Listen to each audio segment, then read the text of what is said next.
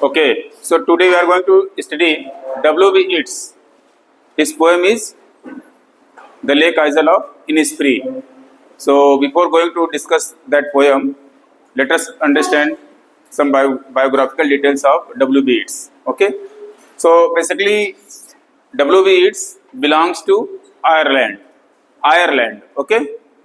You know, England, Wales, Scotland, and Ireland. These four countries together are called as UK, United Kingdom. Okay. So he is an Irish poet, dramatist, and writer.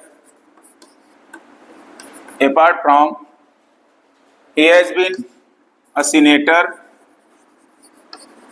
Senator means member of parliament वहाँ का, ठीक है, twice. He has worked a lot for revival of Irish literature. Okay, so he was founder of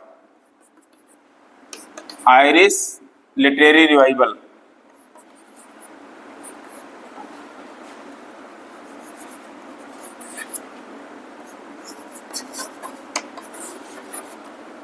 Literary revival.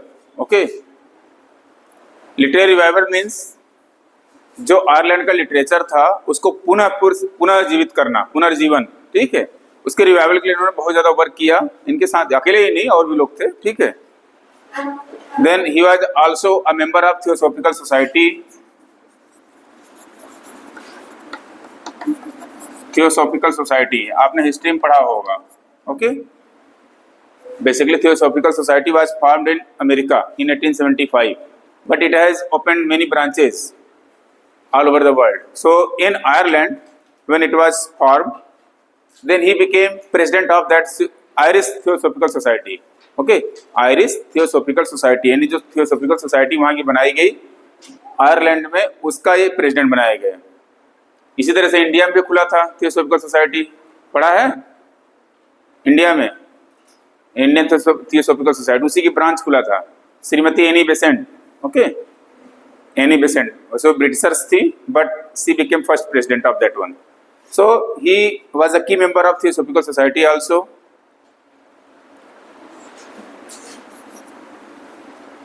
He received Nobel Prize in 1923.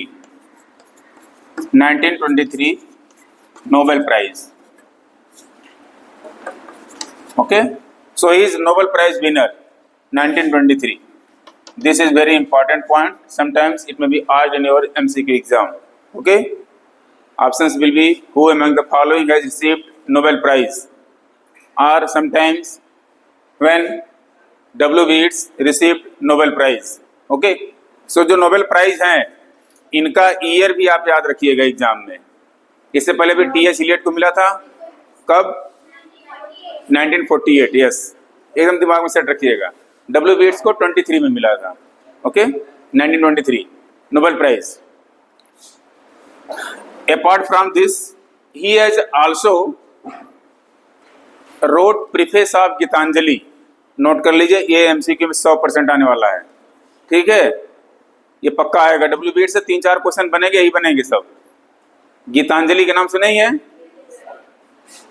यानी introduction या preface, preface of Geetanjali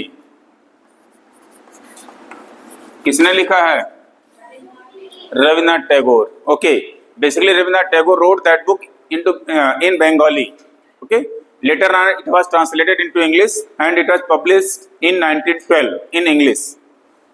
And for this book, Rabindranath Tagore received Nobel Prize in 1913. 1913 में रविन्द्रनाथ टैगोर को Nobel prize मिला, किस book के लिए? गीतांजलि के लिए, ठीक है, जब वो इंग्लिश में ट्रांसलेट कर दिया गया, उन्होंने किया है, ठीक है, थोड़ी बहुत हेल्प लिया है, और उसका प्रीफेस W.B. Yeats ने लिखा है। ये बहुत इंपॉर्टेंट पॉइंट है, नोट कर लीजिएगा, एग्जाम में पक्का आएगा एमसीक्यू में, ठीक है। Who wrote preface of Gitanjali? Okay, so W.B. Yeats, ठीक है, ये 100% आने वाला है, एकदम समझ लीजिए। 4-5 पॉइंट इसमें से इंपॉर्टेंट है जो आने वाले एग्जाम में है। पहला तो है कि अभी तक हम लोगों ने जितने राइटर पढ़े आयरलैंड का कोई नहीं था, ठीक है। So he is first person belonging to Ireland. तो ये भी आ सकता है who among the following belongs to Ireland, या who among the following is Irish poet. So W B Yeats, apart from being poet, writer or dramatist, he was an activist also. Okay, activist, social activist as well as political activist.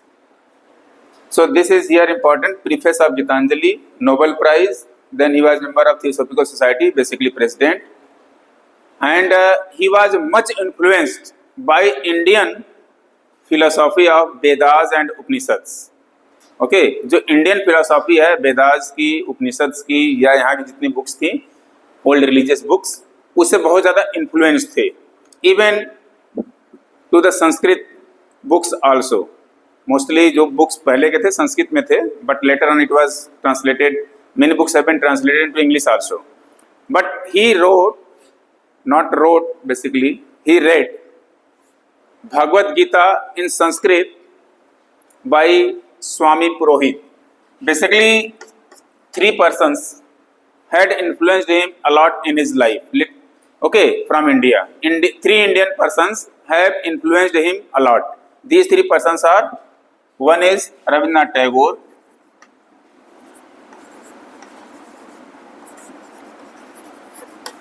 okay, you know it. Basically, he was great friend also. Rabindranath Tagore, then Mohini Chatterjee,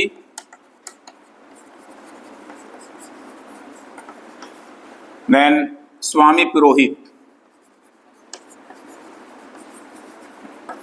स्वामी पुरोहित के under में रह करके इन्होंने संस्कृत में पूरी भागवत गीता पढ़ी है, सुनी है, ठीक है, और उसको समझा है पूरा।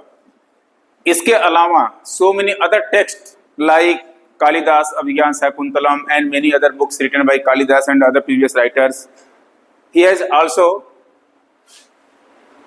learned, ठीक है। इसको भी उन्होंने सुना, उनसे पढ़ा सीखा, जो कुछ सीख सकते थे, ठीक है। देखिए दूसरे लैंग्वेज का जो एसेंस है, ठीक है, जो संस्कृत में या जो यहाँ इंडियन उस चीज को समझ रहे हैं, हो सकता है फॉरेनर उतने फीलिंग के साथ ना समझ पाए, but he tried best to understand and he had a deep attachment to east philosophy. मतलब ईस्ट का मतलब ईस्टर्न फिलोसॉफी से मतलब है बेसिकली इंडियन फिलोसॉफी से। सो आयरिश और इंडियन जो दोनों फिलोसॉफी है, इन दोनों का मिक्सिंग करके इनकी बुक्स में बहुत ज़्यादा मिलता है। And he has written many books having names belonging to India, mythical names also, like एक नाम है इनके एक बुक में, ठीक है, काण्व करके है, ठीक, काण्व अभिज्ञान शाकुंतलम जो कालिदास ने बुक लिखी है, अभिज्ञान शाकुंतलम, ठीक, उसमें जो मेन प्रोटैगोनिस्ट है लड़की, उसका नाम है शकुंतला, ठीक है। शकुंतला के नाम, पिताजी का नाम है कण्व, या सो कण्व भी एक उनके जो इनके बुक हैं उसमें एक कण्व शब्द का भी प्रयोग किया इन्होंने। एक बुक में एक कैरेक्टर का नाम इन्होंने अनुसुईया लिखा है। अनुसुईया का नाम सुना ही होगा इंडियन मिथोलॉजी में, ठीक है, सती अनुसुईया के नाम से, ओके। इसी तरीके से एक प्ले में इन्होंने विजय नाम लिखा है, एक में अमृत लिखा है। So these names are from India, okay. Basically Vijaya है, नॉट विजय, विजया, हाँ। सो अमृता, विजया, कण्व, अनुसुईया, ये सब नाम उनके राइटिंग में मिलता है, ठीक है। ये इतना ज़्यादा इन्फ्लुएंस थे इंडियन फिलोसॉफी से, बहुत ज़्यादा फिलोसॉफी इंडियन फिलोसॉफी से थे, ठीक है।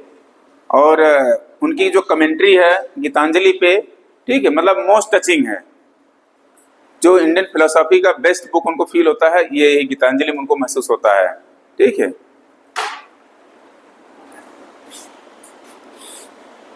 Apart from this, he is also called as symbolist poet. Okay, symbolist poet. Basically, symbolism started in early 20th century. यानी 1910 के आसपास सिंबोलिज्म स्टार्ट हो गया था लिखने के लिए। बेसिकली ये बेल्जियम और फ्रांस से स्टार्ट हुआ, इसमें क्या था, चीजों को सिंबॉलिकली लिखना है, बताना है, ठीक है, डायरेक्ट ना कह करके सिंबल के रूप में यूज किया जाना है, symbolically. It came into against या इन रिएक्शन टू नेचुरलिज्म और रियलिज्म। जो रियलिज्म या नेचुरलिज्म था उसके अगेंस्ट में सिंबलिज्म आया। So through symbols he used to convey his message to the readers. So he is also called as symbolist poet, ठीक है, सिंबलिज्म एक मूवमेंट था उसमें। By seeing his writing, some of the critics call him as late romantic poet. Late romantic poet.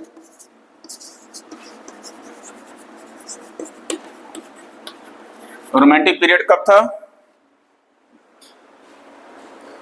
Romantic period literature में 1798 to 1837, okay, 1837, 1798 to 1837।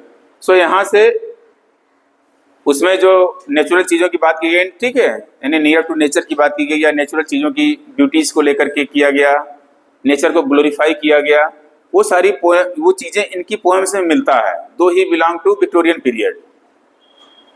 कुछ writer इनको late romantics भी कहते हैं। तो समटाइम्स में भी MCQ, who among the following is called as late romantic poet, okay, late romantic poet. So option must be there W.B. Yeats। समझ में आ रही है बात कि नहीं? जो रोमांटिक पीरियड था उसमें नेचर के बारे में लिखा जाता था, नेचर का ग्लोरिफिकेशन किया जाता था, ठीक है, नेचर मतलब प्राकृतिक चीजों के बारे में। तो इनकी पोएम में भी प्राकृतिक चीजें मिलेंगी। आपका जो lake isle of Innisfree poem है, इसमें टोटल वही चीज नेचुरल चीजों के बारे में बताया गया है। So basically this character means natural writing about the nature और glorification of nature belongs to romantic period. That's why few critics call him as late romantic poet. Okay, late romantic poet. One more thing to note here, in Gitanjali, when it was written, Gitanjali इससे related direct नहीं है, but आप जान लीजिए, 150 poems were in Bengali when it was written at Bangla, ठीक है, Bangla language का नाम है बेसिकली। जब बांग्ला में लिखा गया तो 157 पोएम्स थे, but when it was translated into English 103 poems, okay, English. वैसे MCQ में नहीं आ सकता, बट फिर भी जानने के लिए सही है, ठीक है। यानी जब बांग्ला में लिखा गया कितने पोएम्स थे? 157, और जब इसको ट्रांसलेट किया गया, हाँ, 103, ठीक है।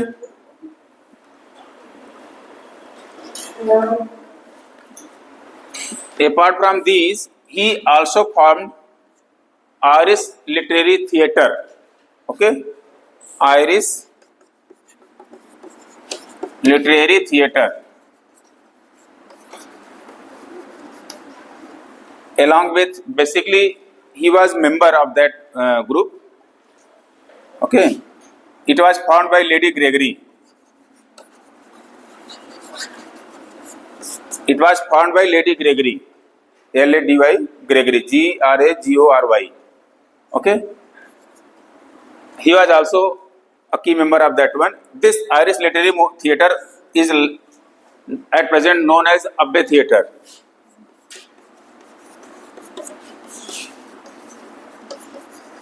ओके, अबे थिएटर, एबे थिएटर है ये, आयरिश लिटरेरी थिएटर का नाम बदल करके रख दिया गया, ठीक है। At present it is still there.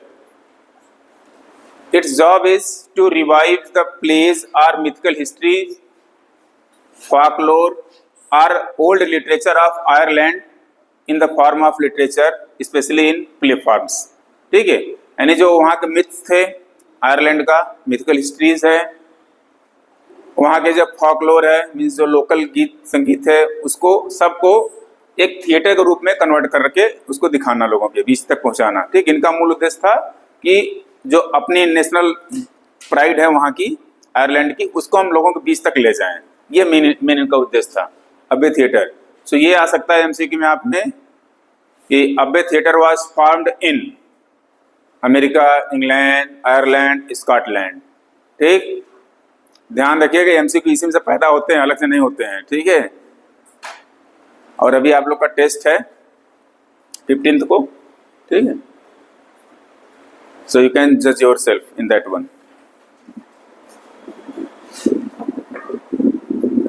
Okay, और एक मिनट अब इनका वो देख लेते हैं, बायोग्राफी।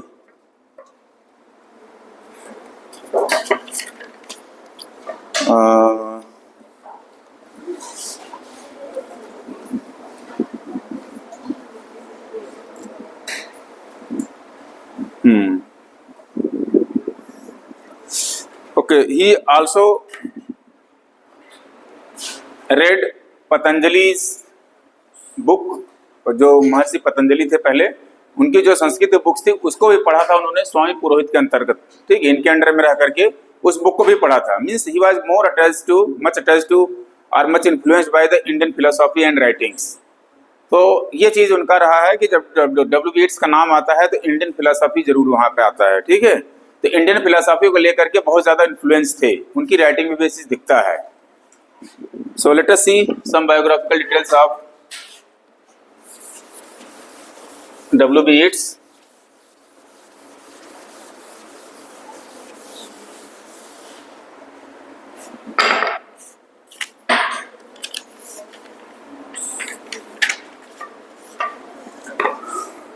एक मिनट, कहाँ गया?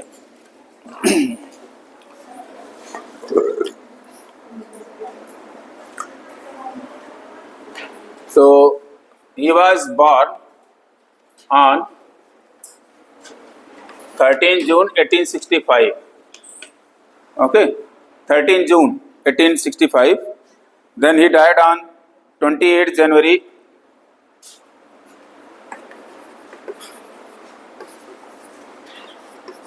1939.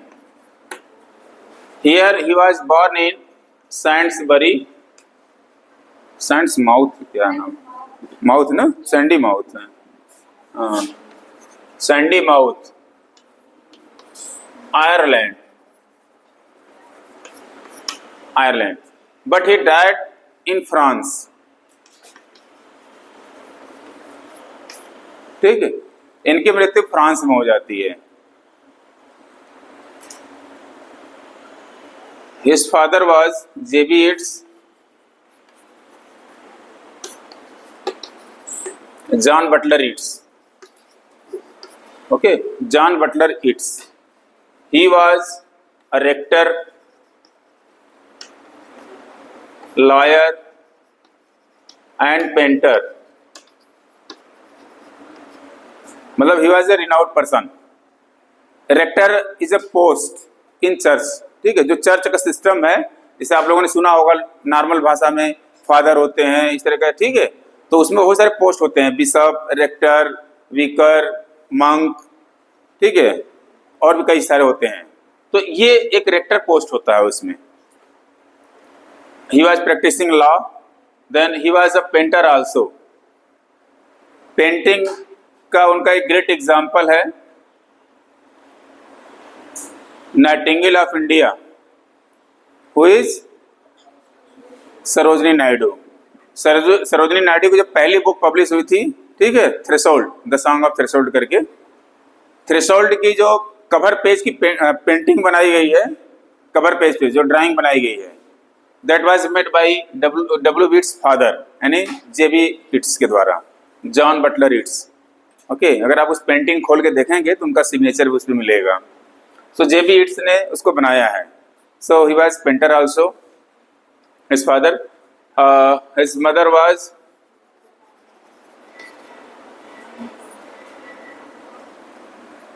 पॉलेक्स करके था ना, क्या नाम है, एक मिनट देख लेते हैं, Susan.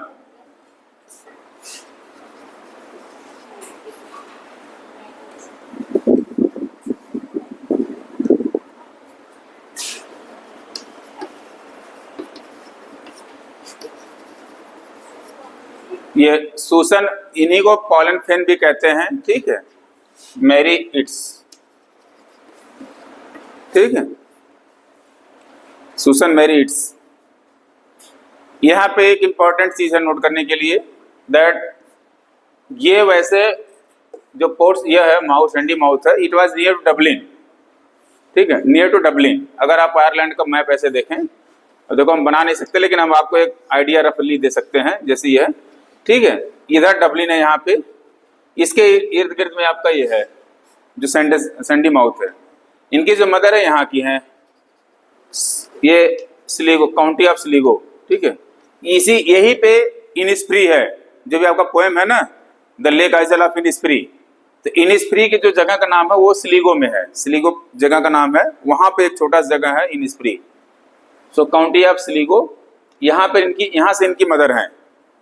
So he spent his childhood in his paternal house, not paternal, maternal बोलेंगे ना, क्या बोलते हैं उसको, मामा के यहाँ, मैटरनल, हाँ मैटरनल, ठीक है, मैटरनल प्लेस पे ज्यादा उन्होंने अपनी लाइफ को गुजारा है। इसलिए इस पोएम में जो आप इनिस्प्री है आपका, द लेक आइजल ऑफ इनिस्प्री, ये यहीं पे वापस आकर रहना चाह रहे हैं। क्यों? क्योंकि जब वो बचपन इन्होंने गुजारा तो बहुत पीसफुल लाइफ थी वहाँ पे, ठीक है। यहाँ पे डबलिन है और यहाँ पे स्लीगो है, तो काफी गैप है इसमें, यहाँ पर है, ठीक है।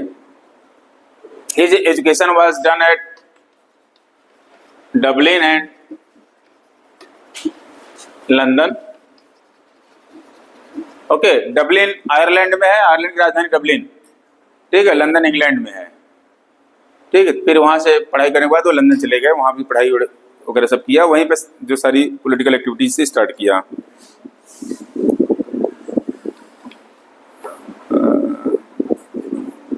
जो सबसे ट्रेजिक फेज रहा इनके लाइफ का, वो इनका लव लाइफ रहा है, ठीक है। जो लव लाइफ इनका रहा सबसे ज्यादा ट्रेजिक रहा है। Basically there was a lady named as Maud Gonne, ठीक है। ये he was loving to her and he proposed many times, okay, many times for marriage, but she refused many times, ठीक है। स्टार्टिंग में 3 बार उसने, कई साल तक उन्होंने प्रयास किया, बट शी रिफ्यूज्ड, और ये शादी कर लेती है मॉडगॉन एक सोल्जर से, ठीक है, जॉन मैकब्राइट, ओके, जॉन मैकब्राइट उसका नाम होता है, जॉन मैकब्राइट। इसे शादी कर लेते हैं, इनसे एक बेटी होती है, मतलब इन दोनों से। इसके बाद 1916 में वहां पे एक अपराइजिंग होती है, अपराइजिंग का मतलब है भगदड़, ठीक है, और उसमें चार्ज लगाया जाता है इसके ऊपर और इसको मार दिया जाता है, ठीक है, जॉन को। अब ये वीडियो हो जाती है। इसके बाद फिर ट्राई करते हैं कि शादी हो जाए, बट फिर ये रिफ्यूज कर देती है। इस तरीके से काफी साल इनके लाइफ में गुजर जाता है, लेकिन दूसरी शादी कहीं और नहीं करते हैं। हालांकि इस बीच में he had befriended to many girls, like एक ओलिविया है, ओलिविया शेक्सपियर नाम है उसका, Olivia, another one is also there, हम नाम भूल रहे हैं उसका, ठीक है। ऐसे करके इनके लाइफ में था, but he had not married to anyone. Again when he was, इनके एक्चुअली हस्बैंड और इनके बीच में झगड़े चलने लगे, डिवोर्स चलने लगे, डिवोर्स नहीं मिला, फिर बाद में लास्टली मिला, मॉडगॉन जीत जाती है डिवोर्स, और बेटी का संरक्षण इसको दिया, मतलब बेटी इसके साथ रहती है, मदर के साथ। बाद में अपराइजिंग में इसकी डेथ हो जाती है यहाँ पे, तो अब तो कोई है नहीं हस्बैंड, विडो हो जाती है। फिर ये इस तरह से एज डब्ल्यू बी की निकलती चली जाती है। जब डब्ल्यू बी इट्स की एज 51 ईयर्स की हो जाती है, ठीक है, when he was of 51 years, then he married to Georgia, ठीक है, जॉर्ज नाम है उसका, जॉर्ज हाइड लीज करके, उससे मैरिज होती है। इस बीच में एक और घटना होती है जो अच्छा नहीं है, बट फिर भी जान लीजिए। जो मॉडगॉन है, ठीक है, इससे प्रपोजल देते रहते हैं शादी करने के लिए, ये रिफ्यूज कर देती है। उस बीच में इसकी लड़की बड़ी हो जाती है, जो पहले वाली थी, पहले वाले हस्बैंड से, उससे प्रपोजल देते हैं शादी करने के लिए।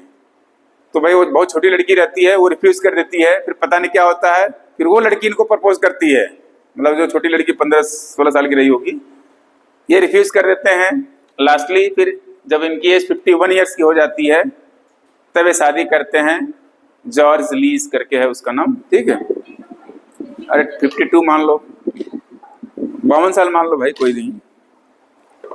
1917 में शायद हाँ 1917 में मैरिज करते हैं। उसका नाम है जॉर्जिया हाइट। जॉर्जिया हाइट ये ली, ठीक है, ये नाम है। इससे शादी हो जाती है 1917 में।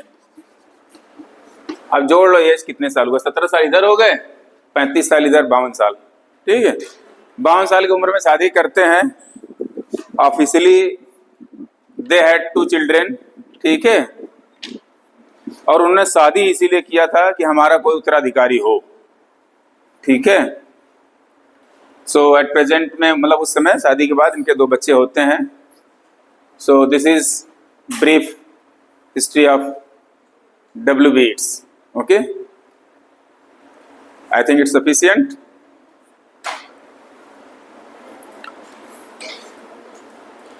Okay, so let us see the poem,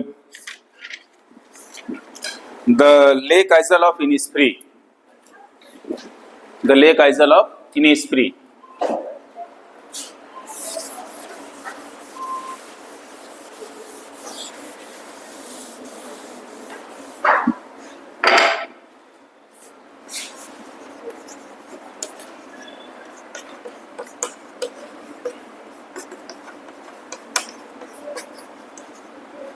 Okay, here the lake Isle, Isle means island, okay, island.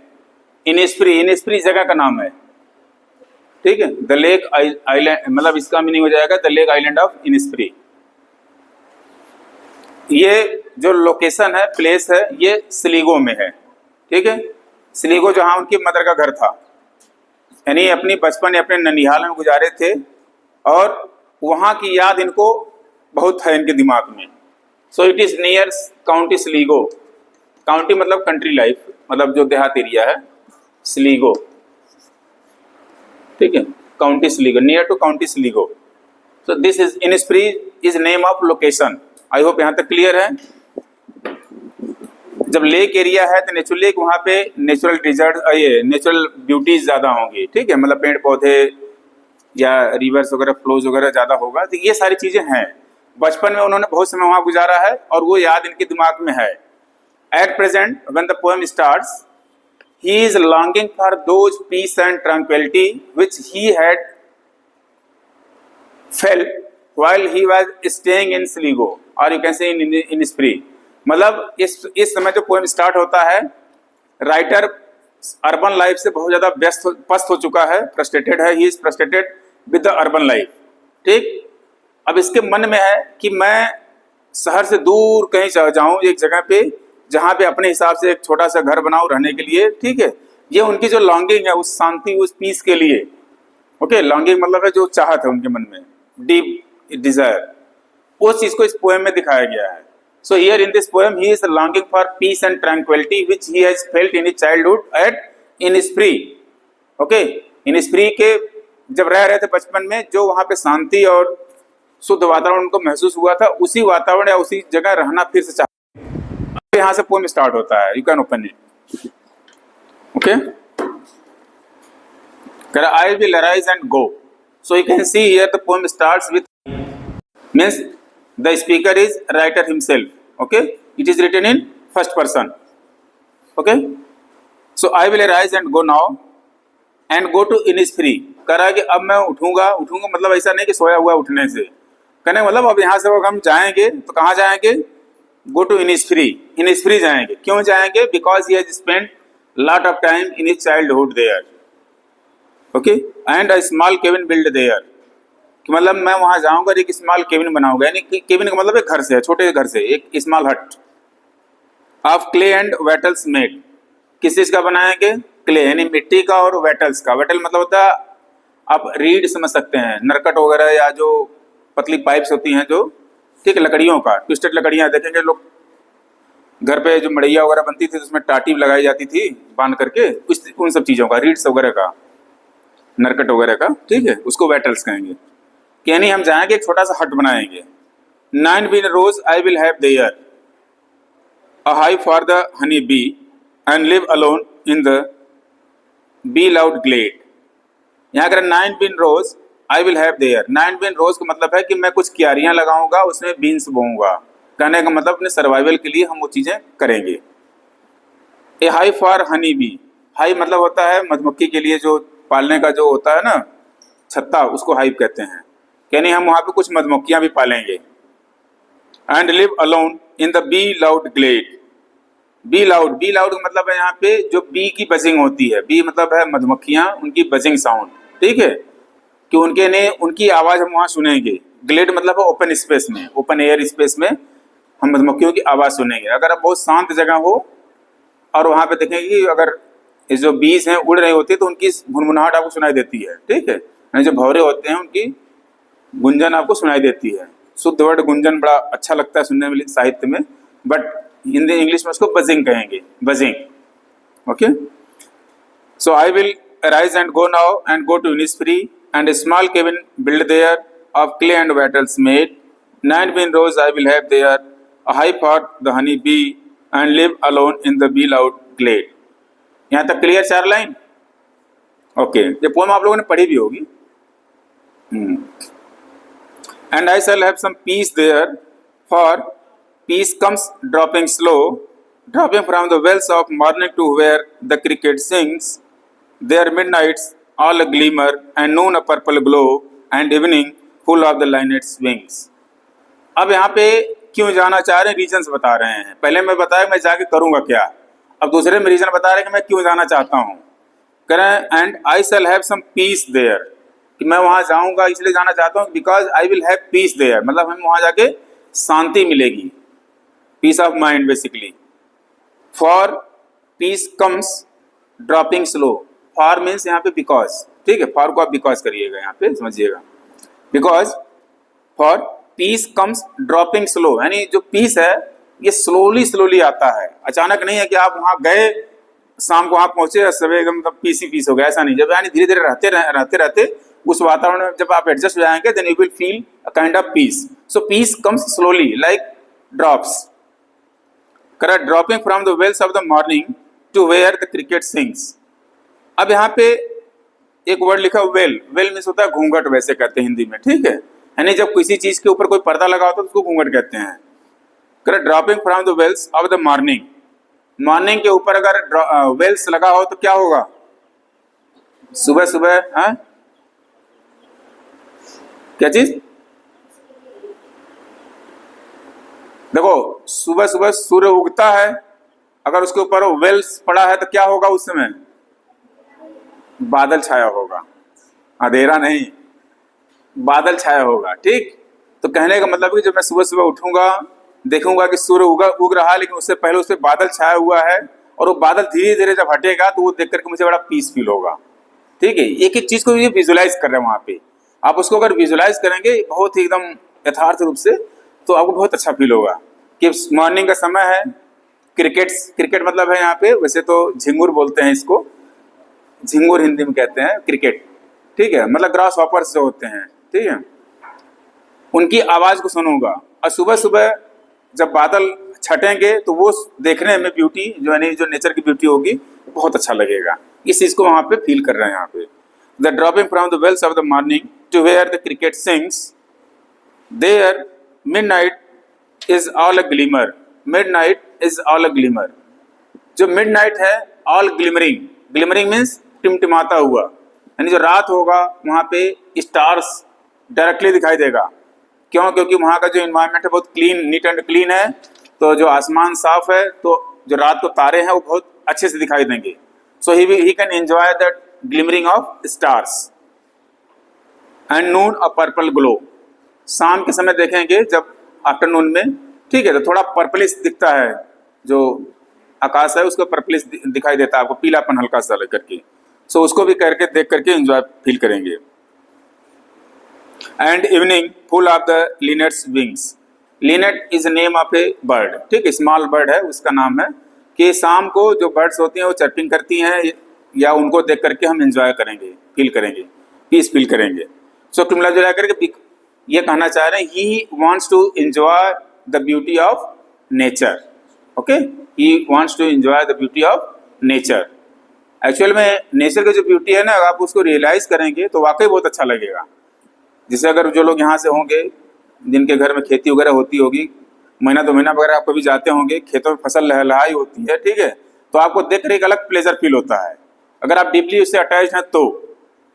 अगर आप प्योरली अर्बन लाइफ जिए हैं और अचानक गए तो आपको शायद फील ना हो, लेकिन अगर आप वहाँ रहे हैं और यहाँ कुछ दिन गुजारे इसके बाद वापस गए तो आपको अच्छा फील होता है वहाँ देख करके, ठीक है। Okay, I will rise and go now for always night and day I hear lake water lapping with low sounds by the shore while I stand on the roadway or on the pavement's grey I hear it in the deep hurt score। कर I will rise and go, मतलब ये emphasize कर रहे हैं, यहाँ पे दोबारा line repeat हो रही है, ठीक है, मतलब वो emphasize कर रहे हैं, emphatically he wants to say that I will go surely to Innisfree। क्यों जाना चाह रहे हैं? हमेशा के लिए, for always night and day, यानी हमेशा हमेशा, नाइट एंड डे यानी दिन और रात, सब हर समय के लिए, इट मीन्स फॉर एवर, ठीक, यानी हमेशा के लिए वहां जाना चाह रहे हैं। I hear lake water lapping, लिखा देखो आई हियर, मतलब मैं सुन रहा हूं या मैं सुनता हूं। इसका मतलब कि जो मेमोरीज है उनकी, past memories of childhood, when he spent days and nights there, जब वहां अपने दिन रात गुजारे हैं उस समय की यादें इनको आ रही है। करें I hear lake water lapping with low sounds by the shore, यानी किनारे से जो बह रहा था उसकी जो साउंड थी, ठीक, वो मुझे आज भी सुनाई देती है। While I stand on the roadway और on the pavements grey I hear it in the deep heart's core. कब कब सुनाई देता है? While I stand on the roadway, यानी जब हम सड़क पे चल रहे होते हैं या खड़े होते हैं तब सुनाई देता है। और ऑन द पेवमेंट्स ग्रे, या जो ग्रे पेवमेंट्स बने हुए हैं यानी जो फुटपाथ बने हुए हैं उस पर चलते हैं तभी सुनाई देता है। और कहाँ सुनाई देता है? आई hear it in the deep heart core, यानी उनके हृदय के अंदर डीप हार्ट कोर में सुनाई देता है। Okay, it means to say here that he is feeling nostalgic to his old memories which he had spent in his childhood, ठीक है, जो उन्होंने अपने बचपन में समय गुजारे हैं उसकी याद उनको आ रही है यहाँ पे। Okay, so with this poem is also over. Basically ये पोएम एक लिरिक के फॉर्म में लिखा गया है, छोटी पोएम है, ठीक है। हाँ, एक चीज इंपॉर्टेंट है यहाँ पे, this poem was published in 1893। Okay, 1893 ये इंपॉर्टेंट है। And first time it was published in a poem collection, the name is the rose. इस कलेक्शन में पब्लिश हुआ था, कलेक्शन ऑफ पोएम। ये इंपॉर्टेंट है, एमसीक्यू में आ सकता है, ठीक है। व्हेन इट वाज पब्लिश्ड 1893, और जो पोएम कलेक्शन है उसका क्या नाम है? The rose. क्लियर? बाकी इंपॉर्टेंट इसमें और कुछ तो नहीं लग रहा है।